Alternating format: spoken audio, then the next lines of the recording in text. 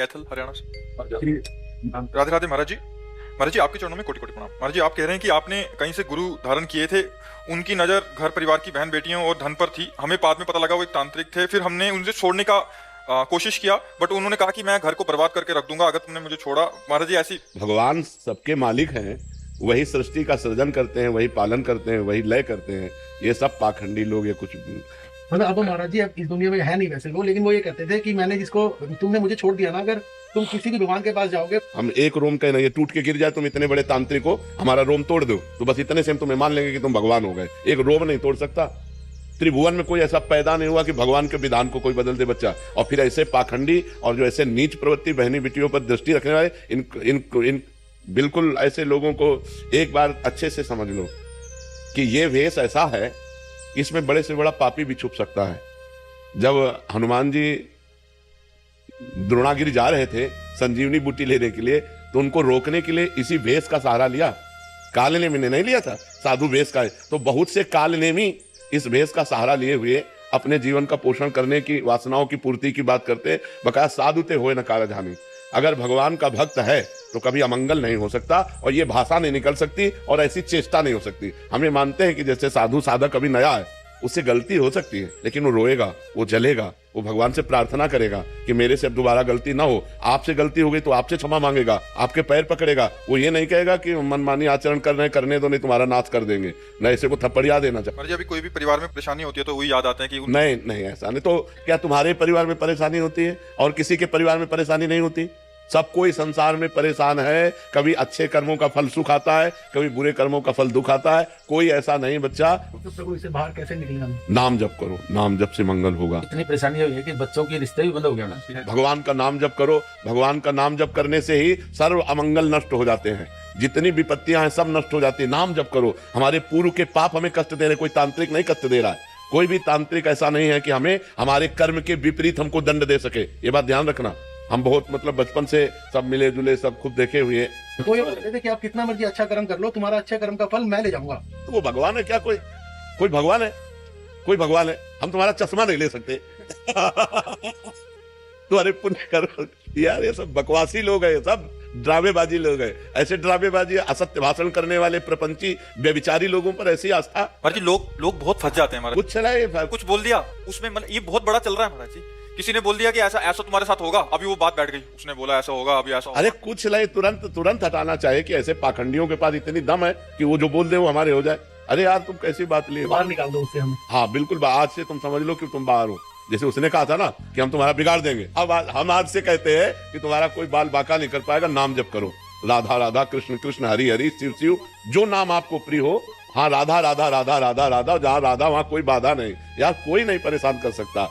को न काहू के सुख दुख कर दाता, निज कृत कर्म भोग सुन भ्राता। भगवान का नाम जप करो। का हनुमंत विपत्ति प्रभु सोई, जब तो सुमिरन भजन न होई। भगवान का भजन नहीं हो रहा, इसीलिए विपत्तियां हैं। चिंता मत करो, किसी तंत्र फंत्र का कोई प्रभाव नहीं। खूब नाम जप करो। नाम कीर्तन घर में करो। देखो तुम आधा घंटे राधा राधा नाम कीर्तन करो, अभी तुम्हारे घर के सारे अमंगल नष्ट होना शुरू हो जाएंगे। नाम संकीर्तनम यस्य सर्व पाप प्रणाशनम। जहां तक राधा नाम ध्वनि जाएगी सबका मंगल होने लगेगा। रोज आधा घंटा नाम कीर्तन करो ताली बजा के, और राधा राधा नाम जप करो। फिर हमें बताना कि तुम्हारा मंगल हुआ कि नहीं। ठीक है? हाँ। सुहाना जी लखनऊ से। जब भूतकाल की बातें आज को प्रभावित करती हैं, जिसके कारण महाराज जी बहुत ओवर थिंकिंग होती है और भविष्य के बारे में सोचकर आज भी खराब कर लेते हैं, तो महाराज जी ऐसी स्थिति में हमें क्या करना चाहिए? नाम जप करना चाहिए। जब वर्तमान में आप राधा राधा जपेंगे तो आपका भूत भी पवित्र हो जाएगा और भविष्य मंगलमय हो जाएगा, भविष्य आनंदमय हो जाएगा। वर्तमान के मंगल के लिए कुछ पाठ करो, जैसे गोपाल शास्त्र नाम, भक्त नामावली, भगवान श्री राम, भगवान श्री कृष्ण के बहुत से स्तोत्र हैं, उनका पाठ करो। भगवान शंकर के बहुत से नाम हैं, शास्त्र नाम हैं। भगवान शंकर की बहुत सी चालीसा स्तुति हैं, उनका पाठ करो, नाम जप करो। और दूसरों के प्रति हमारा गलत व्यवहार ना हो पावे, ये सावधानी रखो, तो आनंद हो जाएगा। पीछे जो हमसे पाप हुए हैं वो नष्ट हो जाएंगे। आगे पाप होने की संभावना नहीं, क्योंकि वर्तमान हम बहुत अच्छा कर रहे हैं, तो हमारा आगे का भविष्य बहुत अच्छा होगा, आनंदमय हो जाएगा। जीव दुखी तो ओवर थिंकिंग में ही है, परेशान तो इसी बात में है ना।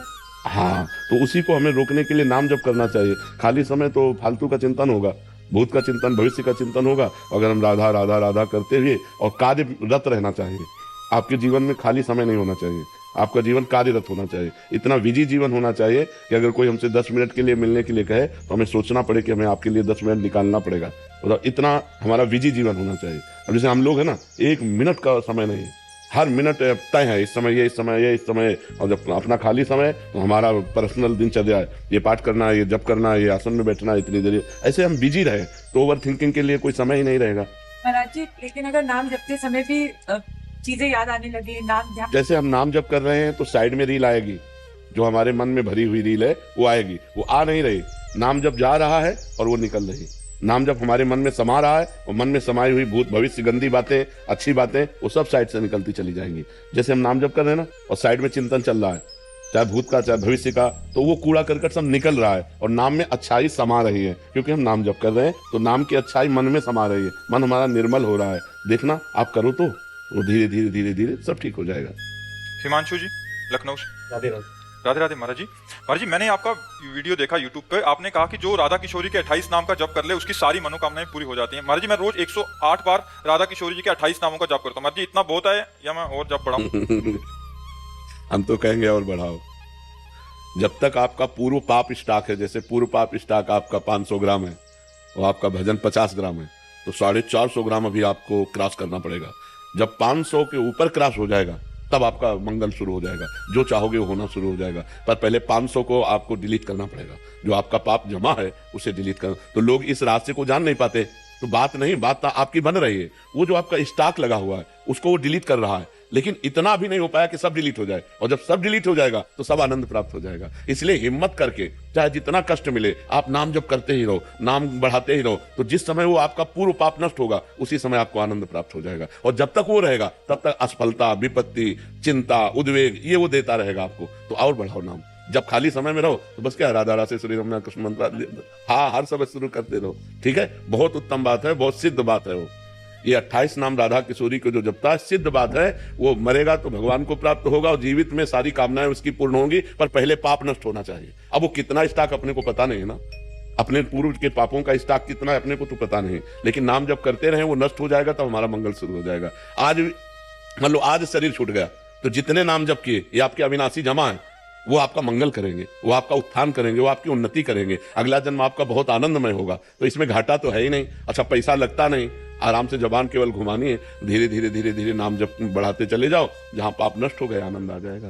महाराज जी, आप जिन कार्यों के लिए मना करते हैं वो सारे कार्य मैंने किए हैं, आपकी कृपा से 2 साल से बंद कर दिए हैं। महाराज जी, बस ये पूछना चाहते हैं कि हम जैसे नीच का अभी भी उद्धार हो सकता है नाम जप से?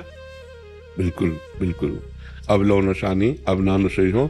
यदि हम अंदर से सोच लें कि अब जैसे आपने कहा 2 वर्ष से आपने छोड़ दिया, अब नाम जप करें तो नाम जप के प्रभाव से पूर्व सारे पाप नष्ट हो जाते हैं। पर अगर हम पुनरावृत्ति करेंगे तो फिर ठीक नहीं रहेगा। अब लो नशानी अब ना नशई हो, आज तक किया अब नहीं करेंगे, ये बहुत उत्तम बात है। भगवान क्षमा कर देंगे। अहम तो हम सर्व पापेभ्यो मोक्षयिष्यामि मा शुचा, मैं तुम्हें समस्त पापों से मुक्त कर पवित्र कर दूंगा, भगवान कह रहे हैं। अब भगवान की शरण में हो जाओ और नाम जप करो और अच्छे आचरण करो। नहीं, हाँ, अच्छे आचरणों से हमारा आगे भविष्य जो होगा वो बड़ा सुखमय होगा, और बुरे आचरणों से भविष्य दुखमय हो जाता है, बड़ा कष्टमय। ऐसे ऐसे कष्ट हैं कि लोग मृत्यु मनाते हैं कि मैं मर जाऊं तो अच्छा, लेकिन मरते नहीं, भोगना पड़ता है। इसलिए हम पाप कर्मों से डरें कि हमारा जीवन, और गलती सबसे हो जाती है, आपसे ही नहीं, हर व्यक्ति से गलती हो जाती है, लेकिन गलती का सुधार करना हमारे मानव जीवन का कर्तव्य है कि जो हमसे गलती हो गई अब पुनरावृत्ति नहीं होगी। अब लो नशानी अब ना नशई हो। जी, संदीप ग्रेवाल जी, श्री हरिवंश। महाराज जी, महाराज जी, मेरा प्रश्न है कि प्रभु कृपा से मुझे शास्त्रों के स्वाध्याय में रुचि है, जिसके चलते मैंने समस्त पुराण व साधक संजीवनी, भक्तमाल, गर्ग संहिता, रामचरितमानस आदि शास्त्र ले रखे हैं, किंतु शास्त्र स्वाध्याय के समय नाम जब छूट जाता है। नाम वो एक नहीं, वो एक ही बात है, लेकिन शास्त्र स्वाध्याय का फल है भगवत प्राप्ति। वो अपने आप में पूर्ण पवित्रता हृदय को प्रदान करता है शास्त्र स्वाध्याय। तो उसको एकाग्रता पूर्वक कीजिए तो उसमें भगवान का यश है, भगवान की महिमा है, भगवत प्राप्ति का सिद्धांत है। इसलिए उस समय नाम जप छूट जाना एकाग्रता के कारण स्वाभाविक है, पर वो भी नाम जप के समान ही है। जो शास्त्र स्वाध्याय है, हम जैसे पढ़ रहे हैं तो भगवान के पावन चरित्र है ना, तो भगवान का नाम, भगवान का रूप, भगवान की लीला, भगवान का धाम, ये सब भगवत स्वरूप है। तो शास्त्र भी तो भगवत स्वरूप है। जब हम भगवत स्वरूप शास्त्रों का स्वाध्याय कर रहे हैं तो हमारे अंदर भगवान का भाव ही तो जागृत हो रहा है। इसलिए उसमें ये नहीं है कि नाम छूट गया तो अब हमको परेशानी, ऐसा नहीं होना चाहिए। आगे चल करके फिर स्वाध्याय में रुचि नहीं रह जाएगी। जैसे जैसे तुम्हारी एकाग्रता भजन में बनती जाएगी वैसे शास्त्र स्वाध्याय से रुचि हटती जाएगी, क्योंकि सबका फल है भजन। सब साधन सब शास्त्र एक ही बात कह रहे हैं, संसार का चिंतन छूटे और भगवान का निरंतर चले। तो अभी तो प्रारंभ में तो बहुत अच्छा है शास्त्र स्वाध्याय करना, फिर धीरे धीरे समिट जाना चाहिए। जो अपना इष्ट ग्रंथ है उसको थोड़ा स्वाध्याय कर लिया, वो क्या 24 घंटे नाम जप में हर समय कार्य करते हुए, बैठते हुए, उठते हुए नाम जप के द्वारा ही भगवत प्राप्ति होगी। अगर 18 पुराण कंठस्थ हो, चारों वेद कंठस्थ हो और उसकी भजन में रुचि ना हो तो पुण्यात्मा हो गया लेकिन महात्मा नहीं हुआ, भगवत प्राप्ति उसे नहीं हो सकती। सब शास्त्रों का फल है निरंतर भगवान का नाम जप होना। तो कुछ समय शास्त्रों में दे, हर समय भजन साधन में लगा रहे। मेहुल जी, राधे राधे राधे महाराज जी। महाराज जी, कभी कभी सत्व गुण में और कभी कभी रजोगुण में जीता हूँ। जब भोगता हूँ तो मजा आता है, फिर अफसोस होता है सब बर्बादी कर दी। सतोगुण में रहने के लिए ज्यादा से ज्यादा मैं क्या करूँ? वैसे भोगों में मजा आता है मुझे तो ये बात, बस जैसे नशे में आदमी शराबी नाली में पड़ा मजा लेता है, उसको मजा लगता है। देखो ना कितनी घृणित दशा होती शराबी पुरुष की। ऐसे ही वासना का नशा चढ़ गया है, वासना का नशा, इसलिए नहीं उल्टी हो जाए, तुम जिसे मजा कहते हो वमन हो जाए। अपवित्र बुद्धि है, अपवित्र मन है, इसलिए ऐसा अनुभव हो रहा। ऐसा सबको अनुभव होता है, तुम्हें ही नहीं। जब अपवित्र मन होता है, अपवित्र बुद्धि होती तो नहीं तो ऐसे छी, अंदर से ऐसी घृणा हो जाएगी, छी नहीं, अब कछुनाथ न चाहिए मोरे प्रभु, अब ये गलत मार्ग, ये विषय भोग, ये संसार के सुख नहीं, अब मुझे आप अपना सुख प्रदान करें। जब पवित्र बुद्धि हो जाएगी, अपवित्र मलिन बुद्धि में तो फिर ये सब अच्छा है। फिर अफसोस भी तो होता है बाबा जी कि ये गलत टाइम वेस्ट कर दिया। हाँ, ये उत्तम बात है। अभी पूरी पवित्र बुद्धि नहीं हुई है, जब पूरी पवित्र हो जाएगी तो पहले ही जो थोड़ा पवित्र होती है और ज्यादा अपवित्र होती है तो वो बाद में पश्चाताप करती है। भोग के समय तो सहयोग कर देगी और इसके बाद पश्चाताप करेगी, यार ऐसा क्यों किया। और जो ज्यादा पवित्र होती है, कम अपवित्र होती है, तो भोग की लालसा तो हुई पर वो पहले ही काट देगी, पहले ही उसमें निरर्थक भाव ले आएगी कि यार इसके पहले ले आवे तो काम बन गया। अब पीटने के बाद फिर ज्ञान उपदेश हो तो फायदा क्या हो गया। माया ने पीट दिया, अब बाद में उपदेश हो रहा है, यार ये समय बर्बाद गया, ये व्यर्थ की वासना बढ़ रही है, व्यर्थ का अनुभव बढ़ रहा है संसार सुख का, ये तो बहुत गलत है। पवित्र बुद्धि, तो इससे नाम जप बढ़ाओ। जितना नाम जप बढ़ाओगे उतनी बुद्धि पवित्र होती जाएगी। और पवित्र बुद्धि का लक्षण उसे रमा विलास राम अनुरागी तजत बमन जिम जन बड़भागी। वो बड़भागी भगवान के भक्तजन लक्ष्मी के वैभव विलास को वमन की तरह त्याग देते हैं। कितने दिन का है, कितने दिन का है। अभी शरीर छूट जाए तो क्या है आपके पास? जो भजन किया, जो भगवान का चिंतन किया, जो अच्छे कर्म किए, जो बुरे कर्म किए, वही वो है आपके पास। तो अच्छे कर्म करो, नाम जप करो और भोगों को धर्म के लिए भोगो। अब जैसे आपकी पत्नी है, अब आप परमार्थ पे चल रहे हो और उसकी इच्छा है तो भगवान को प्रणाम करके, भगवान का चिंतन करते हुए कि यद्यपि इसमें सुख नहीं है पर वो अर्धांगिनी है, उसकी इच्छा पूर्ति के लिए हम ऐसा कर्म कर रहे हैं, बगैर इसमें कोई तत्व नहीं, तो आप कर्म भी हो गया और आप फंसे भी नहीं, क्योंकि आपकी रुचि नहीं है। ऐसे भोगों को धर्मयुक्त भोगने से भगवान की तरफ हम बढ़ सकते हैं। नहीं तो प्रायः पूरा संसार, कोई बिरला ही एक दो ऐसा होगा जो इन भोगों में अरुचि करके निकल पावे। नहीं तो कोई भोग रहा है रुचि पूर्वक और कोई रुचि है पर भोग नहीं मिल रहा है। कोई रुचि है पर भोग इसलिए नहीं भोग रहा कि हमें भगवान की प्राप्ति करनी, पर रुचि है। कोई विरला ऐसा होगा जिसकी भोगों में रुचि नहीं है और भगवान प्रिय लग रहे हैं। इसलिए नाम जप करो और आगे बढ़ो। शीतल जी, श्री हरिवंश महाराज जी। महाराज जी, आपके चरणों में कोटि कोटि प्रणाम। महाराज जी, कण कण में भगवान हैं, तब एक ही समय में करोड़ों अरबों के मन में कैसे सुन समझ लेते हैं? वे अपनी लीला भी उसी समय ही करते हैं, समझ। क्योंकि इंद्रियाणाम मनश्चास्मि, वही मन बने हुए हैं। इंद्रियों में मन मैं हूं, भगवान कह रहे ना। तो तुम कहते हो मन की सुन कैसे लेते हो? वो मन ही बने हुए हैं, वही मन बने हुए हैं, सबके मन वही बने हुए हैं। जैसे एक शीशा में देखो तो हम अकेले, और करोड़ों शीशा तोड़ करके मकान बना दो और उसमें देखो तो तुम ही दिखाई दोगे ना। तो अब करोड़ों दिखाई दे रहे हो लेकिन हो तुम ही, है नहीं?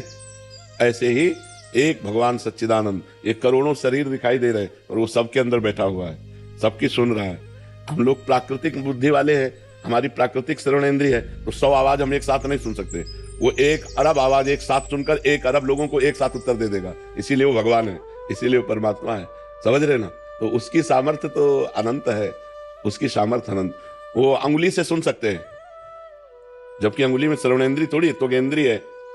वो अंगुली से सुन सकते हैं, वो कान से खा सकते हैं, वो पैर से सूंघ सकते हैं। सच्चिदानंद है, सब कुछ सच्चिदानंद में सामर्थ्य होती है। अपने लोग प्राकृतिक केवल काने से सुन सकते हैं, और 100 आवाज एक साथ हो रही हो तो हम पहचान नहीं सकते कि कौन क्या बोल रहा है। वो एक असंख्य लोग बोले एक साथ तो सबको उत्तर भगवान दे देंगे। भगवान भगवान है ना, भगवान की सामर्थ्य अनंत है। वही सबके मन बैठे हुए बने हुए, वही सबकी आत्मा बने हुए, वही सबकी बुद्धि बने हुए, सही पूछो तो वही सब कुछ बने हुए हैं, उनके सिवा कुछ है ही नहीं। तो अपनी बात अपने सुन लेते हैं ना, ऐसे भगवान सबकी बात सुन लेते हैं जी। देवांश जी जबलपुर से। श्री राधे महाराज जी। महाराज जी, किसी अन्य के द्वारा किसी भी कारण से या अज्ञानवश अपने इष्ट की निंदा सुनने से क्या मैं पाप का भागी बनूंगा? हाँ, पक्का बनोगे, नहीं सुनना चाहिए। संत शंभु श्री पद अपवादा, कही सुनी तहाँ असमर ज्यादा, काटी जीव तासु जो बसाई, श्रवण मुंदी न तो चले पराई। सिद्धांत है, यदि कोई हमारे संत की, गुरुदेव की, इष्ट की निंदा कर रहा है तो या तो हमारी दम हो तो उसकी जबान बंद कर दें, अगर वो दंडता करता है तो कान में अंगुली डालो, भाग लो, निकल लो।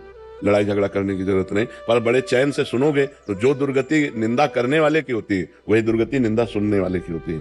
इसलिए सुनने से भी बचना चाहिए, सुनना भी पाप है। लीलावती देवी जी छत्तीसगढ़ से।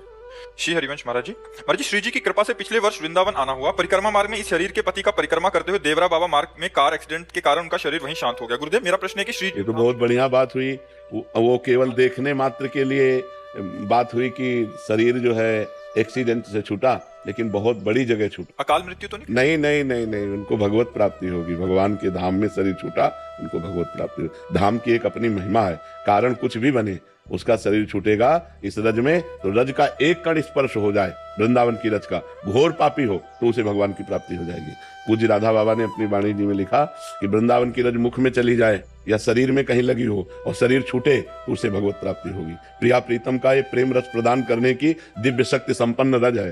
सद्यो वसीकरण चूर्ण मनंत शक्तिम तम राधिका चरण रेणु मनुष्य मरामी। और इस रज में जिसका शरीर छूटता है, जे रेणु पर मरिबो मंगल आए। इस शरीर का कितना भी पाप बना हो और धाम में शरीर छूट जाए तो उसका परम मंगल हो जाएगा। जैसे कैसा भी पापी हो काशी में शरीर छूट जाए तो मोक्ष को प्राप्त होता है, ऐसे कैसा भी पापी हो वृंदावन में शरीर छूट जाए तो भगवान को प्राप्त होता है। ये तो बड़ा भाग्य रहा आपके पति का, निमित्त कुछ भी बना लेकिन धाम में शरीर छूटा है तो बड़ा मंगलमय है।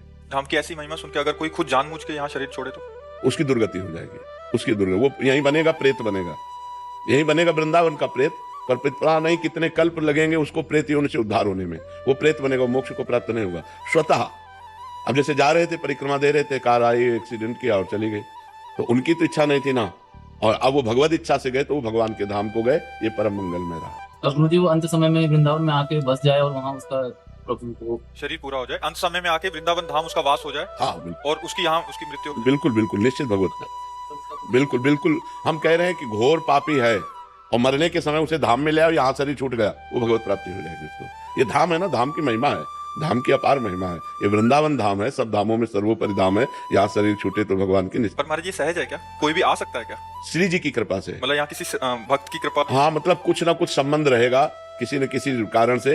जैसे मान लो वृंदावन तीर्थ की भावना से आए और वो यहीं शरीर पूरा हो गया, भगवान की प्राप्ति हो गई। ये तो न जाने कौन से गुण पर दयानिधि रीझ जाते हैं। अब इसको तो नहीं कहा जा सकता कि घोर पापी था, ऐसा कैसे हो गया। भगवान की कृपा किसी पर कभी भी कहीं भी कैसे भी हो सकती है। कृपा के लिए कोई नियम थोड़ी है, वो कभी भी कहीं भी किसी पर कैसे भी हो सकती है। एक वैष्णव थे महाराज जी, उन्होंने पूरा जोर लगा लिया कि वो अंतिम समय था उनके पिताजी का, बट वो भाई इतने अड़ गए कि मतलब वो पूरी लड़ाई हो गया, बट आ नहीं पाए महाराज जी।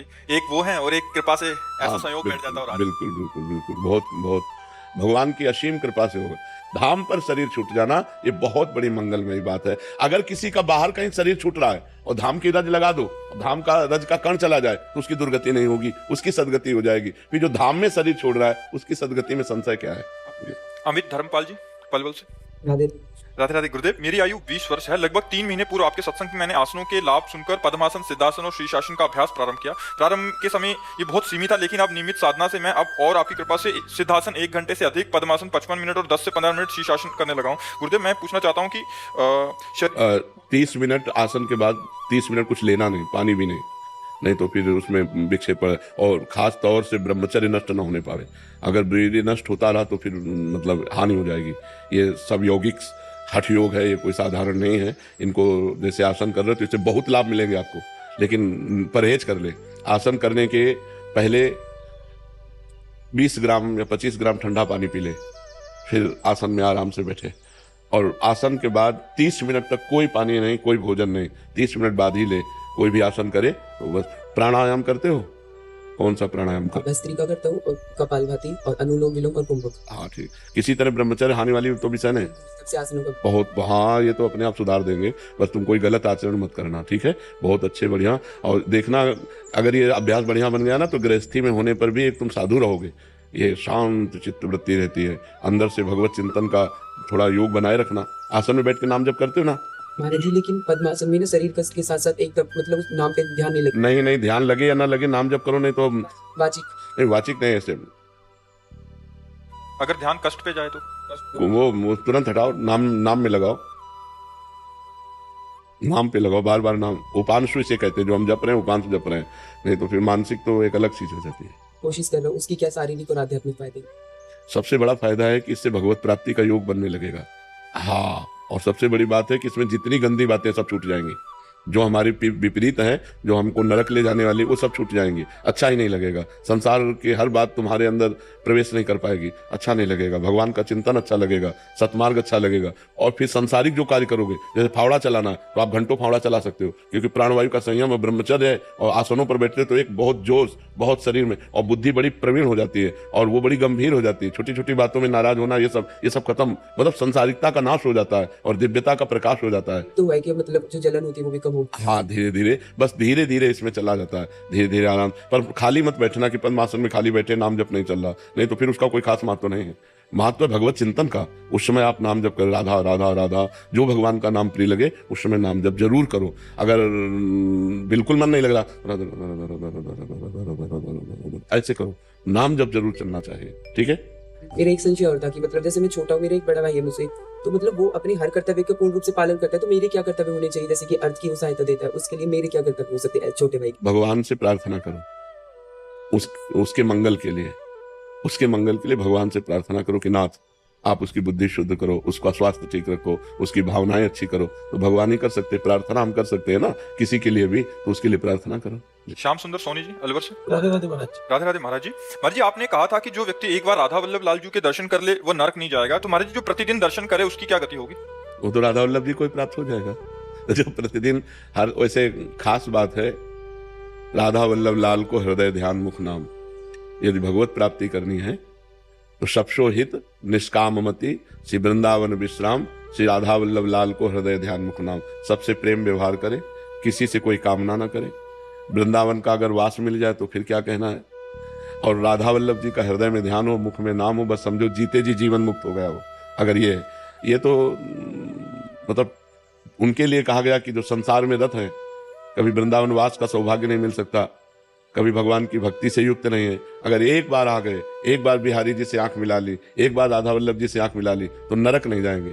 मोक्ष तो नहीं कहा, कल्याण परम पद की प्राप्ति नहीं कही, नरक नहीं जाएंगे। फिर जन्म होगा, फिर उनको अवसर मिलेगा भजन करने का। लेकिन जो रोज राधा वल्लभ जी के दर्शन करते हैं, राधा वल्लभ नाम जप करते हैं, वृंदावन का आश्रय या वास स्वीकार किए, उनका परम कल्याण हो जाएगा।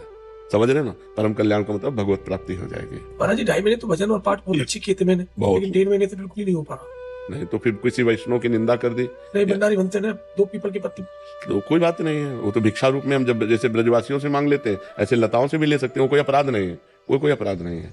अपराध किसी संत की निंदा सुन लेना, किसी संत की निंदा कर देना, वैष्णव अपराध कर देने से भजन एकदम रुक जाता है। नहीं तो भोजन में अगर त्रुटि हुई तो 2-3 दिन भजन में विक्षेप पड़ता है। महाराज जी, माता पिताजी की तरफ से ज्यादा चिंतित रहता हूँ।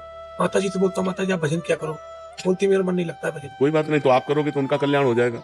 21 पीढ़ी तर जाती है तो माता पिता है, कोई बात नहीं, तुम करो डट के।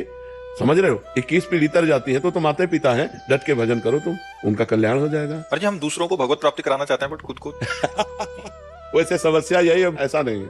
हम खुद भगवत प्राप्ति पहले करें तो हम दूसरों का भगवत प्राप्ति का योग बना सकते हैं। जब अपना ही भगवत प्राप्ति नहीं तो दूसरे का क्या योग बना सकते हैं? है कि हम दूसरे के कष्टों को अपने ऊपर ले लें, उनको सुख प्रदान करें। ऐसा नहीं हो सकता है। निजकृत कर्म भोग सुन भ्राता, अपने अपने कर्मों का भोग भोगना पड़ता है। हाँ, दूसरे को भगवत प्राप्ति करा सकते हैं यदि हम भगवत प्राप्त हो जाए तो।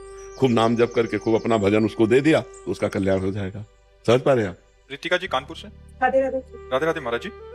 महाराज जी, नजर लगना ये कह रहे हैं कि ऐसी कोई चीज नहीं होती, आपने बोला था, परंतु ऐसा अनेकों बार अनुभव हुआ कि कोई नकारात्मक हमारे पास हमारे प्रभाव डाल रहा है या फलस्वरूप कुछ हमारी बात समझ लो। अगर हमारा कर्म है कि आपके मिलने से वो हमारा कर्म उसी समय लागू हो गया और हमारे दुख शुरू हो गया और हमारे दिमाग में आ गया कि ये आदमी बड़ा अमंगलकारी है, जिस मिनट से मिला उसी मिनट से हम परेशान हैं। तो वो आदमी अमंगलकारी नहीं, उसी मिनट से हमारा जो कर्म दुख देने वाला था वो लागू हो गया। नहीं तो हम कह रहे इतने लोग बैठे, लगाओ नजर हमारे ऊपर। एक मधुर भावनाएं हैं, जैसे हम अपने प्रियालाल जी को श्रृंगार करते हैं तो हम अंगुली तोड़ते हैं, अंगुली छिटकाते हैं कि नजर ना लग जाए। बोलो सर्वलोक महेश्वर को किसकी नजर लगेगी? जैसे हम अपने छोटे बच्चा को श्रृंगारित करते तो काला टीका नहीं लगा देते कि नजर, ये हमारी भावनाएं बकाया। ऐसा नहीं है कि कोई किसी की ऐसी नजर हो कि हमारा अहित हो जाए, हमारा अमंगल हो जाए। हमारा कर्म ही हमको दुख दे सकता है, अन्यथा विश्व में कोई नहीं है, कहीं कोई नहीं है। सब हम स्मशान में घूमे गंगा के किनारे, जब जवान शरीर था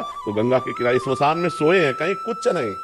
हमारा कर्म अगर बिगड़ा हुआ है तो घर में हमें भूत लग जाएगा, और कर्म नहीं बिगड़ा तो हम स्मशान में पड़े रहे, कोई भूत प्रेत नहीं, कोई परेशानी नहीं, कुछ नहीं। पक्का जिस समय जो विधान है वही होगा, अन्यथा हो नहीं सकता। तो हम इन बातों पे विश्वास नहीं करते कि बिल्ली रास्ता काट गई, हम चले किसी ने छींक दिया, बोले उसने नजर कर दी, कुछ नहीं, कुछ नहीं। हम कह रहे 100-200 बिल्लियां तुम ऐसे निकाल दो, कोई फर्क नहीं पड़ेगा। ये सब फालतू की बातों में ध्यान नहीं लगाना। अब बाल्टी कोई पानी लेने जा रहा है, खाली बाल्टी देख लिया, उसको गाली देगा, वो लड़ाई लड़ेगा। अमंगल तो तू अभी कर रहा है, बोले खाली बाल्टी हमको दिखा दी, हमको जा रहे थे यात्रा। ये सब बकवास है। राधा राधा राधा नाम जप करो, कोई अमंगल नहीं कर सकता। मंगल भवन है भगवान, अमंगलहारी है भगवान। तो भगवान का नाम स्मरण करते हुए चलो, भगवान का नाम स्मरण करो, किसी की नजर नहीं लगने वाली। जब ऊपर वाले की नजर है तो किसी की नजर क्या बिगाड़ सकती है? अच्छा, ऊपर वाले की नजर टेढ़ी है तो किसी की नजर हमको बचा भी क्या सकती है? इसलिए हमको ऊपर वाले की नजर पर ध्यान देना, जो सबको देख रहा है। नाम जप करो, भगवान का सुमिरन करो, जब चलो भगवान का स्मरण करो। इन छोटी छोटी बातों की बिल्ली, अच्छा बिल्ली निकल गई तो उससे हो क्या? बोले अमंगल हो जाएगा। आप नाम जप करना, जब बिल्ली रास्ता काट जाए और अमंगल हो जाए तो हमें बताना। के कोई छींक दे उस समय नाम जप करके चलना, फिर अमंगल हो जाए तो हमें बताना। जहां जो जो अमंगल कहे गए हैं वो सब भगवान के विमुख जनों के लिए कहे गए हैं। जो भगवान का स्मरण करते हैं उनके लिए कोई अमंगल नहीं है। बरसाने में बंगला देखा, बंगला राधे रानी का। बरसाने में बंगला देखा, बंगला राधे रानी का। कितना पावन प्रेम बरसता, कितना पावन प्रेम बरसता। ठाकुर और ठाकुरानी का, बरसाने में बंगला देखा। बहुत सुंदर, बहुत सुंदर। राधा राधा राधा राधा। वेदिका सिंह जी जी, श्री हरिवंश महाराज जी। महाराज जी, आपने तो शिव जी को देखा है महाराज जी, वो कैसे दिखते हैं महाराज जी? बेटे को देख ले तो बाप का अनुमान लग जाता है कि नहीं लग जाता है? बेटे को देख, अब बाप की पूरी आकृति का, वो तो सच्चिदानंद है, चिदानंद शिवोहम है, वो तो साक्षात भगवान है। तो अब भगवान को अगर देखना तो उनके बेटे भक्त को देख लो। भगवान को देखना है तो उनके बेटे भक्त होते हैं। आप देखो वो कर्पूर गौरम है, थोड़ा जैसे, अरे उनकी जटा बहुत बड़ी है, हमारी थोड़ी छोटी है लेकिन है उन्हीं के बच्चे, हम उन्हीं के शरणागत हैं, उन्हीं के दास हैं। तो भगवान शिव जो है जैसे दिखते हैं वैसे हमारी वाणी में सामर्थ्य नहीं कि हम उनको बता सकें। अपार सौंदर्य समुद्र है, सुंदरता के समुद्र है भगवान शिव। भगवान का एक रुद्र का भयंकर रूप है, वो एक बहुत सुंदर रूप है, बहुत सुंदर रूप। कर्पूर गौरम करुणा अवतार, साक्षात करुणा वपु गौर वर्ण। अब उनका क्या वर्णन करे, वो तो जो देखे। अब नेत्रों ने देखा तो इनके वाणी नहीं है, और वाणी बोलती इसने देखा नहीं, बड़ा अंतराय हो जाता है। अच्छा, शब्द जितने शब्दकोश में सब प्राकृतिक हैं और वो चिदानंद है, तो चिदानंद को प्राकृतिक कोश में कैसे बदला जा सकता है? बस ये है, नाम जप करो, वो कभी कृपा करें तो अनुभव करा दे कि वो कैसे हैं। बकाया वो बहुत सुंदर है, बहुत मनमोहक है, बहुत आनंदमय है। मन नाच पड़ता है जब उनका थोड़ा भी भाव आता है तो मन नाच पड़ता है, इतने आनंद में भगवान शिव। बहुत क्यूट होंगे वो तो। हाँ, बहुत क्यूट है बहुत क्यूट है, बहुत क्यूट है। क्यूट वाले सुंदर होता है प्यारा प्यारा। अच्छा, हाँ, तो उनका नाम ही है भोले बाबा बहुत भोले है, बहुत भोले। जय जय। जब डिप्टी सीएम है महाराज जी उत्तर प्रदेश के, ब्रजेश पाठक जी।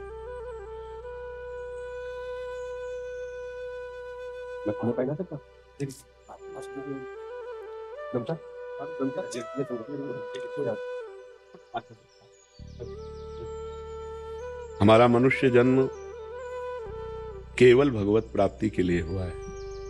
दुर्लभो मानुषो देहो, शास्त्रों में जो दुर्लभता कही गई है वो इसलिए कही गई, साधन धाम मोक्ष कर द्वारा, पाई न जे परलोक सम्हारा, शो परत्र दुख पावई, सिर धुनि धुनि पछताए, काले कर्मे ईश्वरे मिथ्या दोष लगाए। अब भगवत प्राप्ति कैसे होगी?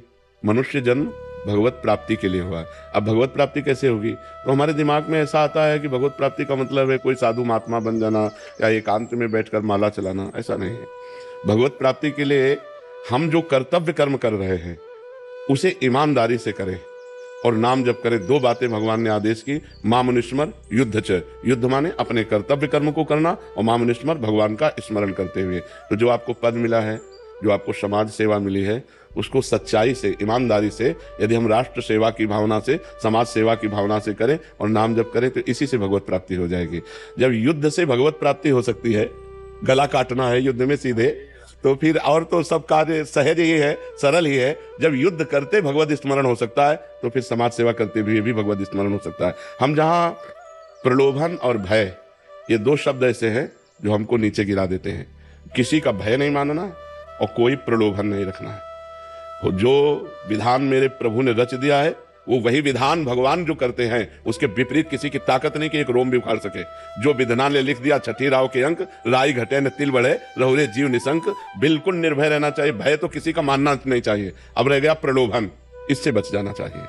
अगर हम प्रलोभन से प्रभावित हो गए तो हम अपने धर्म से च्युत हो सकते हैं। अगर हम प्रलोभन से प्रभावित नहीं हुए तो क्रम बाई क्रम हमारा विकास संसार में भी होगा और परलोक में भी होगा। जो पद है उस पद से आगे भी भगवान सेवा देंगे, क्योंकि ये अंतिम पद तो नहीं है ना, इसके आगे भी पद है। और जो सबसे बड़ा पद है वो है परम पद, भगवान की प्राप्ति। तो दोनों काम हमारे हो जाएं, संसार की सेवा भी हो जाए और भगवान की भी प्राप्ति हो जाए। और आपको भगवान ने वो दिया, बहुत बड़ी समाज की सेवा का एक पद दिया, एक अधिकार दिया है। आप अपने पद का पालन करते हुए नाम जप करते रहिए। जी, आपने जो आशीर्वचन दिया उसके अनुसार हम गुरुदेव काम करेंगे। आपकी कृपा बनी रहे, बिहारी जी की कृपा बनी रहे, राधा रानी की कृपा बने, ऐसा आशीर्वाद। और आगे बढ़ो, हमारे भारत की, हमारे समाज की सेवा करो।